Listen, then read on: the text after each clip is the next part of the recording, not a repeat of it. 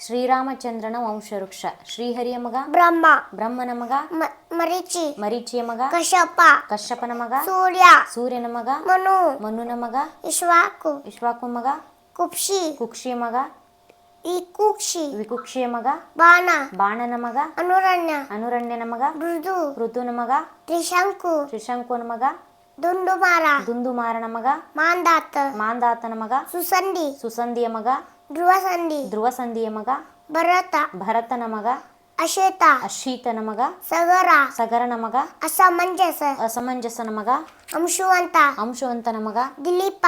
ದಿಲೀಪನ ಮಗ ಭಗೀರಥ. ಭಗೀರಥನ ಮಗ ಕುಕುತ್ಸು. ಕುಕುತ್ಸುವ ಮಗ ರಘು. ರಘುವಿನ ಮಗ ಪ್ರವರ್ಧ. ಪ್ರವರ್ಧನ ಮಗ ಶಂಕನು. ಶಂಕನು ಮಗ ಸುದರ್ಶನ. ಸುದರ್ಶನನ ಮಗ ಅಗ್ನಿವರ್ಣ. ಅಗ್ನಿವರ್ಣನ ಮಗ ಶೀಘ್ರವೇದ. ಶೀಘ್ರವೇದನ ಮಗ ಮರು. ಮರುವನ ಮಗ ಪ್ರಶಿಷತ. ಪ್ರಶಿಷಕನ ಮಗ ಅಂಬರೀಷ. ಅಂಬರೀಷನ ಮಗ ನಹುಷ. ನಹುಷನ ಮಗ ಯಯಾತಿ. ಯಯಾತಿಯ ಮಗ ನಾಪಕ. ನಭಾಗನ ಮಗ ಅಜ. ಅಜನ ಮಗ ದಶರಥ. ದಶರಥನ ಮಗನೇ ಶ್ರೀರಾಮಚಂದ್ರ.